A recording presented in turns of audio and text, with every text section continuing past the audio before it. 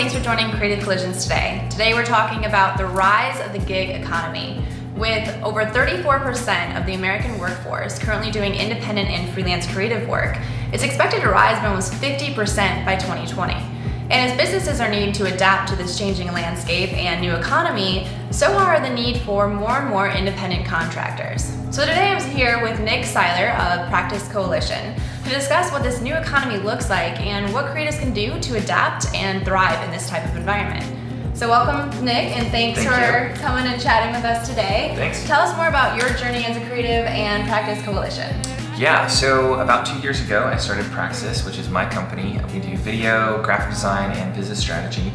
And about a year ago, I started to think, how could I grow this? At that point, it was just me, and there are really only a certain number of ways you can grow a creative agency into a full, thriving agency type organization. And so I started to look around and wasn't really happy with the different options of how to grow. You can do a partnership, which at the time I didn't really have someone that I wanted to partner with in that kind of capacity. Or the other ways are you can just get so much work that you start hiring people part-time and then full-time, and then you continue to go about things in that way. So I started to look around and talk to people and talk to other independent creatives, and found this, basically developed this different type of model for basically call it a collective. I'm calling mine a coalition, so the Praxis Coalition. Absolutely. That makes total sense. In terms of that, what do you think are some of the struggles that businesses face being able to maintain and keep independent creatives, or I guess I should say freelancers? Sure. Well, I think that's an interesting question because a lot of creative people are calling themselves freelancers, but I think that actually the better term is independent creatives, because freelance I think has a negative connotation around being underemployed or something like that. Whereas going just because you're going gig from gig or project to project doesn't necessarily mean that you are underemployed. I mean, real estate agents do the same exact thing. So I think that companies that want to keep their creative talent from going completely independent, one, I think you can give your creatives a little bit more flexibility in terms of, if say a graphic designer that you're employing or a videographer that you're employing isn't getting quite what they want out of that work, that employment, you can give them some flexibility and say, look, we'll let you do 5 hours of freelance work on whatever kind of project you want, or we'll open it up a little bit so that you can work on other projects. You can get sort of scratch your creative itch if that's not happening in your actual employment. I think the second thing is just creating a workplace that people want to be in, and that to me is the highest priority in terms of if you are running a company is obviously making sure the business functions, but the number one thing after that is making sure that your people want to be there. Absolutely. And I think to that point about working together, especially if you're working in an office setting, or the collaboration is key. And I think sometimes with independent creatives, something that you start to miss at some points is that collaborative element of meeting at a brainstorm, sitting around the round table, getting all these people together. Do you find that that's been a struggle for independent creatives and or freelancers to collaborate with one another, or what are tools that you think help resolve this? Yeah, that's a good question. I think it is definitely a struggle, and right before I started the Praxis Coalition, I was talking to a lot of freelancers about this, and that was the number one thing that everyone wanted was, I want this collaboration, I want this community, because when you're independent, you're not getting that. And so I think there are a couple different ways. One is to join a collective style organization like the Coalition. There are more and more of those, but there's still sort of not as many as a normal agency. Sure. And so that's one way to do it. Another way is to do some sort of co-working. I think the best way is to find a group of friends and just say, look guys, every Wednesday afternoon we're going to meet at this place and work. And then that way, if you have work that you need to do, you can go there. If you don't, you can also still go there and just hang out with people. Absolutely. I think that co-working spaces are good, although the sense of community isn't, when everyone's working on a completely different project, it's a little bit difficult to get that kind of same sort of community, because it's like, people have their own sort of goals. Whereas oftentimes it can be good to open that up and say like, hey, let's sit down and talk about my project. Let's sit down and talk about your project for an hour. Right. And that way you feel like you're actually aligning yourselves. Yeah, and I think to that point, also being able to have different perspectives and different mindsets and ways of life being able to contribute to that thought process. Another thought that I have is that at the end of the day, you need to make sure that the client work is where it needs to be. And that's what you're always measured against. Do you think that working as a coalition or a collective and working amongst independent creatives provides a better value for the end result, or do you find that there's some struggle in maintaining consistent quality? Yeah, so I've witnessed both actually. Okay. I've worked on projects where, because of lack of communication in a collective style organization, we weren't able to get the client exactly what they wanted because everyone has different standards of communication. Right. And that's a really, really important thing to realize when you're moving into any sort of organization. The second option is when a project does go really well. And when I was involved in a project recently through the Praxis Coalition where I was involved in every communication call and someone else was doing the work. And so that way I was really able to sort of keep an eye on what was happening. It was also a matter of the people doing the work they did an extremely good job at this. Right. So that's just sort of a default, a good sign. But yeah, I think communication is key. I think that a lot of those types of issues of quality can be solved by communication. Absolutely. In any setting, I think communication is always something that is of utmost importance. And another thought that I had was budget. When you look at, when you're working with an agency, you have sometimes much larger budgets, or because that's spread across so many team members, from your account executive down to your creative team and so on and so forth. Do you find that working on creative projects as a coalition or collective provides you more flexibility in budget, or is it harder to go after the same style of clients that would look at an agency? Yeah, I think it really depends. I mean, when it comes to pricing, there are so many different things that tie into that and that are variables in that. A lot of it really depends on what is the client looking for and what do they want, right? So a lot of the companies that would traditionally go to a traditional creative agency, they're willing to pay more because they know in their minds, like, this is what creative agencies charge. Right. Whereas the whole idea of a collective style organization is pretty new, relatively new.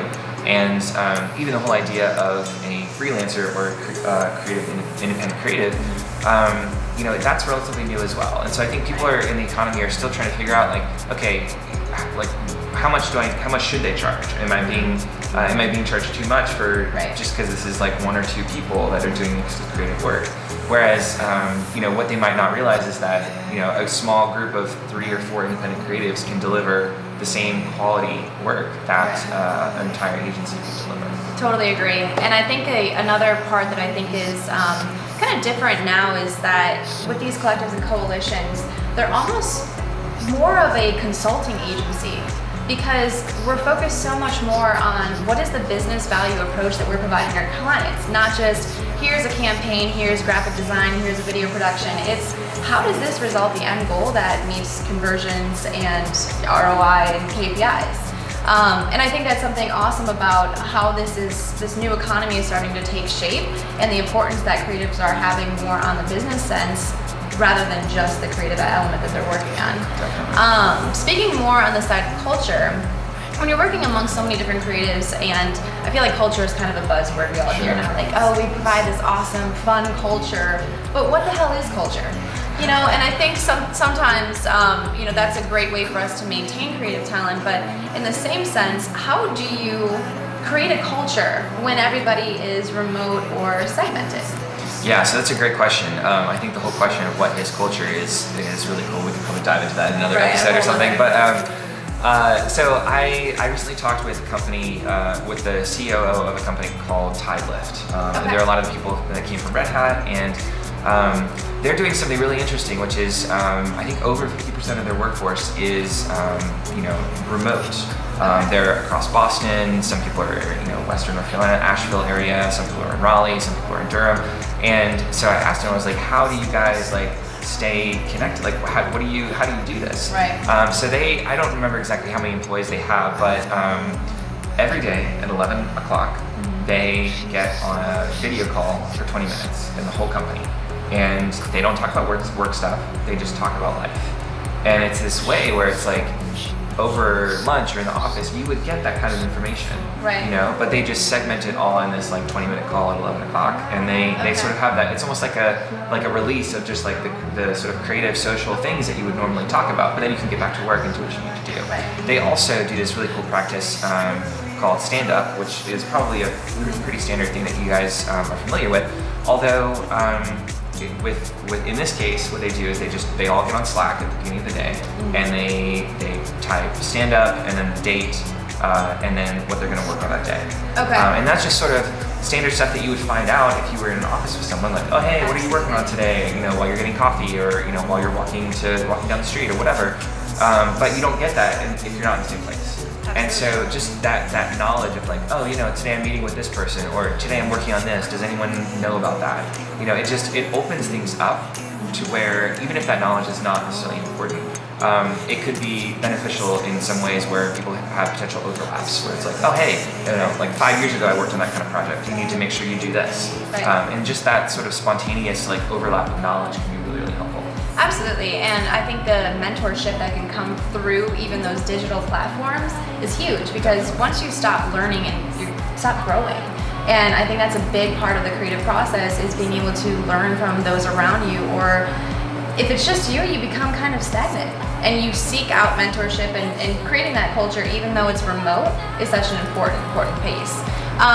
The other thought I have is, you know, we mentioned Slack, and we mentioned things like Asana and Trello, and a lot of these larger platforms for collaboration. What other tools do you use to work with remote teams and kind of bring everyone into that one space? Yeah, that's a good question. Slack is the main one that I use. I actually don't use a lot of those other tools. Okay. I know about them, I just don't really use them that much. Yeah. My favorite tool to use, and this is not really one particular for collective organizations or remote teams, but my favorite tool is called Streak.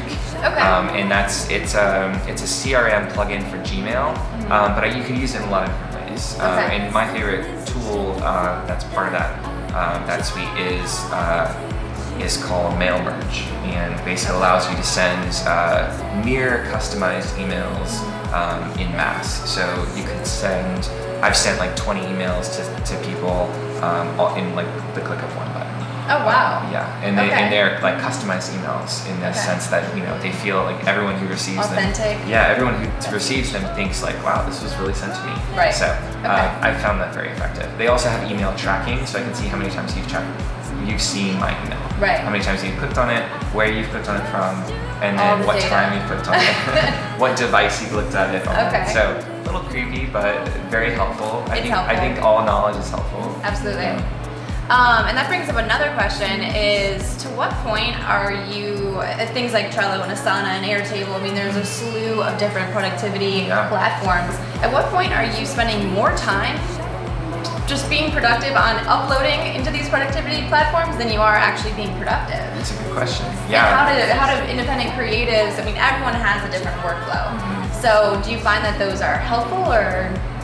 Yeah, I mean, like I said, I don't really use too many of them, so Yeah. I guess that's sort of the answer to that question. Although, I think that it really comes to an awareness, like what do you need in order to be effective, right? And Would you use it if it was easier to use or more accessible? So I use like a text edit doc to track my to-dos, and I've realized that it's very, very similar to Asana, and I'm like, well, this is dumb. Why don't I just use Asana? Right. But I don't know exactly why I don't. I think it probably is some sort of small efficiency thing where it's like, this is the simplest, like the utter simplest thing I can possibly keep track of my to-dos in, right? Okay. And so I think that's a big part of it. Yeah. When working with independent creatives, do you more or less allow them to work in their own means and say, here's your goals, here's your budget, this is what we expect of you, and go? Yeah, I think that's the way to do it. I think there are lots of different ways that a collective organization can do that. Right. But for me, I've found that I don't want to do this top-down kind of thing where it's like, hey guys, you've got to use Trello and Asana and whatever. one Right. space, yeah. I think that can be effective sometimes. And like I think it would really come down to, say, if I say if right now in the coalition I had 5 people and they were all on board, they were like, yes, I'll use whatever tools you want me to use. Okay. And then I started onboarding people. I would tell them like, hey, look, all of our communication happens here. So if you want to know what's going on, then you should be on here. But if they don't need to know what's going on in that regard, which right now we have 4 people in the coalition, and our projects are very much just like, hey, here's a copywriting project, like go work on that. Okay. Here's this, go work on that. And we haven't really gotten to a point in terms of density of projects or in terms of saturation of work where I've really needed to say like, hey, everyone get on Slack. Right. So. Yeah, so it's kind of that old school format of being an actual project manager and talking to your teams rather than looking at a platform to manage. Right now, definitely. Okay. Yeah. Well, I think that it does make sense, and I think it's almost like the fight between Android and iPhone. Like if you're working on Trello or Asana, and it's like, no, I don't go to that side. Right. I'm not about to learn a whole new platform, Right, and then you right. bring in Basecamp, and I Right. mean, I could go on with the amount of platforms that we have. Yeah. But yeah, it's nuts. yeah, no, it's cool. I think that, overall, I think I'm excited to see how the collective as a whole starts to grow, how the gig economy, if we want to call it or not call it that, starts to take shape. And I think it's going to be interesting to see how creative work and advertising evolve, especially with the introduction of influencers in advertising and marketing. Definitely. So I hope to have you back again this is and great. chat more. And of course, if anyone in the audience or on Facebook Live has any comments or feedback, we grow from your feedback. So the more that you can tell us or interject with your questions, would love to know. And if you have a show idea or something you'd like to discuss on Creative Collisions, drop us a line. Thanks.